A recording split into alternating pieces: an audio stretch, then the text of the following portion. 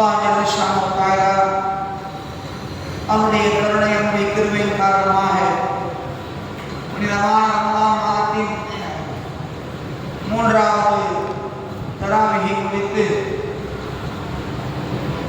இன்றைய தினம் ஓதப்பட்ட திருவசனத்திலே ரசூலுல்லாஹி ஸல்லல்லாஹு அலைஹி வஸல்லம் அவருடைய அழகிய நற்பண்புகள் குறித்து அல்லாஹ் பல்வேறு வசனங்களில் கூறியிருந்தாலும் இன்றைய தினம் ஓதப்பட்ட ஒரு ஆயத்திலே பெருமானார் ஸல்லல்லாஹு அலைஹி வஸல்லம் அவர்களுடைய மென்மையான அந்த குணம் பற்றிய அல்லாஹ் அழகாக சொல்லி காட்டுகிறார். நபியே நாயகமே, பிமா ரஹ்மத்தின் மினல்லாஹி லின்த லஹும், அல்லாஹ்வுடைய அருளின் காரணமாக நீங்கள் அவர்கள் மீது மென்மையாக நடந்து கொள்கிறீர்கள். வலவ் குன்த ஃபல்லன் கலீலல் கல்பி, நீங்கள் மட்டும் கடினமான குணமுடையவர்களாக நீங்கள் இருந்தால், அப்படிப்பட்ட உள்ளமுடையவர்களாக நீங்கள் மாறியிருந்தால், லன் ஃபத்து மின் ஹவ்லிக ஃபஅஃபு அன்ஹும், அவர்கள் எப்போவே உங்களை விட்டு விரண்டு ஓடியிருப்பார்கள். நீங்கள் மென்மையாக நடந்து கொள்ளக்கூடிய காரணமாகத்தான் அவர்கள் உங்களோடு சேர்ந்து இருக்கிறார்கள் என்று அல்லாஹ் தன்னுடைய அருள்மறையான திருமறையின் மூலமாக ரசூலுல்லாஹி ஸல்லல்லாஹு அலைஹி வஸல்லம் அவருடைய அழகான அந்த அழகிய நற்குணம் குறித்து அல்லாஹ் சொல்லி காட்டுகிறார். அருமையான அல்லாஹ் நல்லடியார்களே, ஏனென்றால் இன்னல்லாஹ ரஃபீகுன் யுஹிப்புர் ரிஃப்க, அல்லாஹ் மென்மையானவன். ஒரு அடியான் மென்மையாக நடந்து கொள்வதையே அல்லாஹ் விரும்புகிறார். கடினமான எண்ணம், கடினமான குணத்தை அல்லாஹ் ஒருபொழுதும் விரும்புவதில்லை. குறிப்பாக பெருமானார் ஸல்லல்லாஹு அலைஹி வஸல்லம் அவர்களுக்கு இத்தகைய ஒரு மென்மையான குணத்தை அல்லாஹ் இயற்கையிலே படைத்து விட்டார். அதனால்தான் அல்லாஹ் ஜல்லஷானு தஆலா இவ்வாறு சொன்னார், நபியே, உங்களோடு மக்கள் இருக்கிறார்கள் என்று சொன்னால் நீங்கள் அவர்களிடம் மென்மையாக நடந்து கொள்கிறீர்கள். சில யூதர்கள் பெருமானார் ஸல்லல்லாஹு அலைஹி வஸல்லம் கிட்ட வந்தாங்க. வந்துட்டு ஒரு முஸ்லிமுடைய, ஒரு மூமினுடைய தன்மை என்ன, பண்பு என்ன, ஒரு இடத்துல இன்னொரு இடத்துக்கு போனாலோ அல்லது ஒரு மனிதர் இன்னொரு மனிதரை சந்தித்தாலோ என்ன சொல்லணுமா? முதல்ல அவருக்கு சலாம் சொல்லணும். அஸ்ஸலாமு அலைக்கும் வரஹ்மத்துல்லாஹி வபரகாத்துஹு. இதுதான் ஒரு மூமினுடைய தன்மை. ஆனா அந்த தன்மை யூதர்கள் இருக்குமானா இருக்காது. என்னைக்குமே யூதர்களும் நஸ்ரானிகளும் இஸ்லாத்தினுடைய எதிரிகள் தான். இது எப்படிப்பட்ட ஆளாக இருந்தாலும் சரிதான். இஸ்லாத்தினுடைய பரம விரோதிகள் யாரும் சொன்ன யூதர் தான். இன்னைக்கு யூதர் தான் இன்னைக்கு முழு உலகத்தையும் ஆட்சி படைச்சிட்டு இருக்கான்.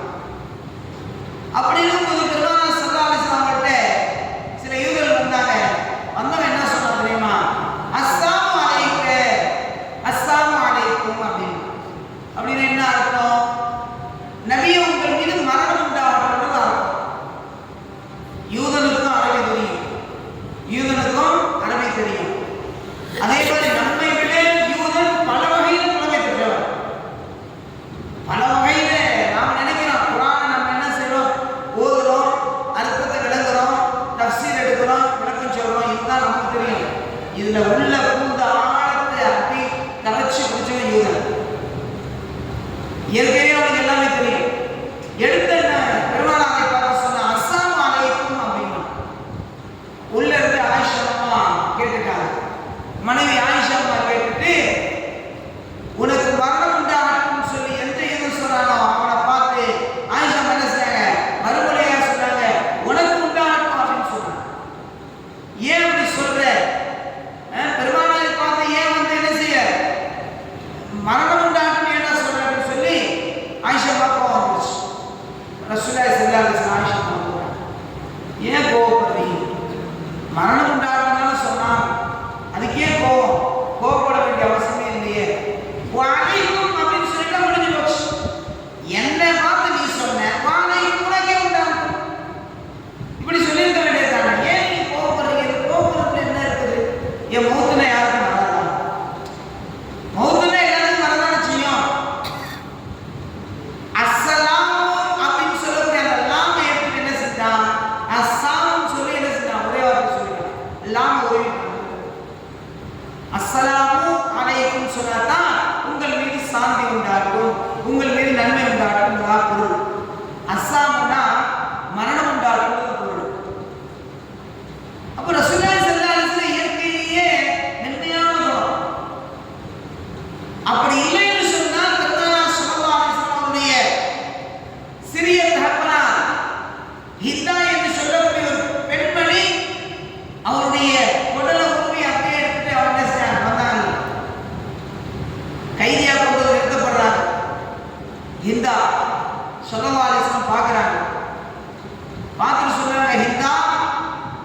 பார்த்தால் என்னுடைய தந்தை, சிறிய தந்தை ஞாபகம். உன்னை நான் மன்னிச்சிட்டேன், என் கண்ணு முன்னாடி நிற்காது. என்ன சொன்னாங்க? உன்னை நான் மன்னிச்சிட்டேன், என் கண்ணு முன்னாடி நிற்காது. உன்னை பார்த்தா என் சிறிய தந்தை ஞாபகம் தான் போயிடும். அப்படியே வென்று விழுங்கி விட்டார்கள். அல்லாஹ் சொல்றாங்க,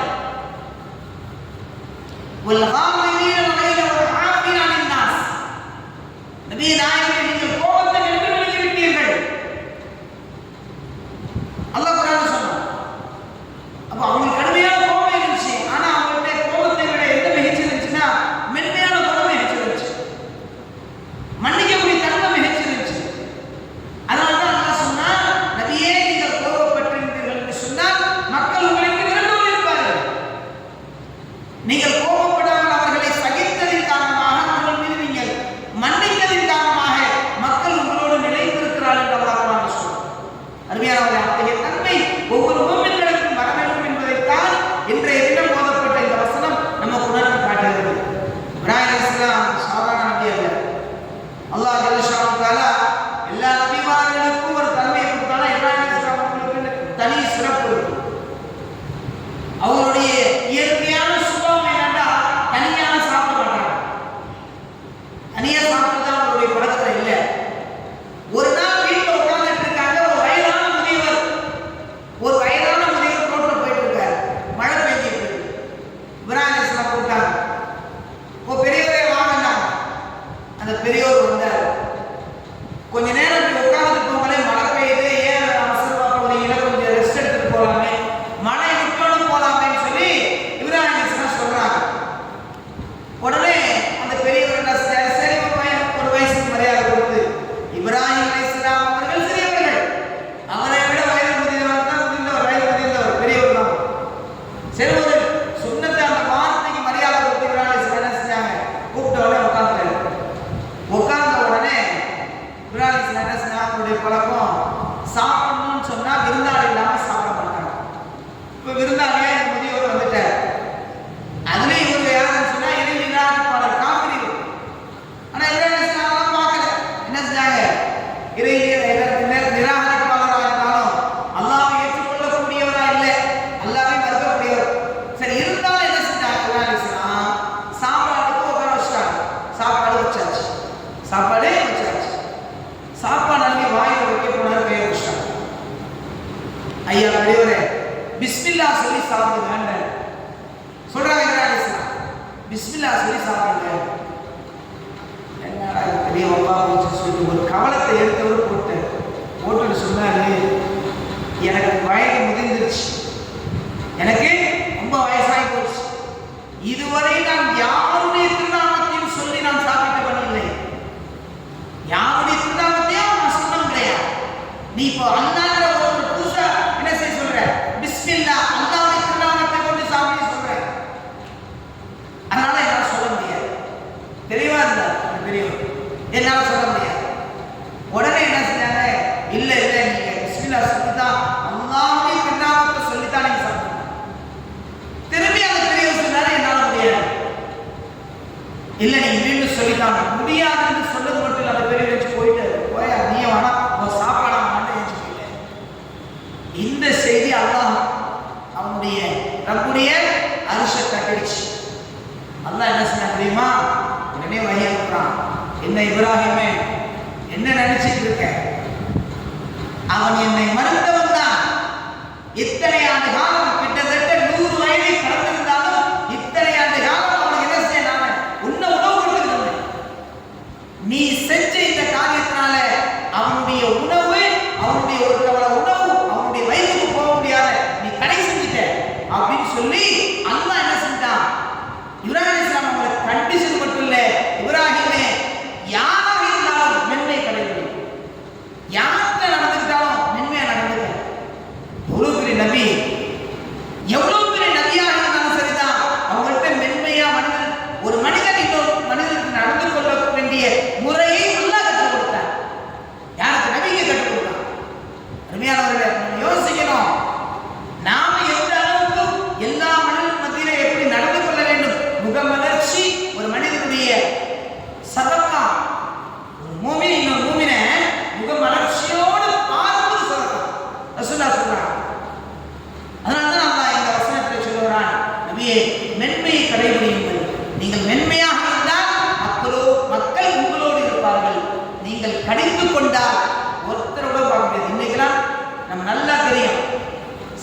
சில நபருடைய முகத்தை பார்த்தாலே தெரியும், அப்படியே கடுகடுகடுன்னு பார்க்கறது.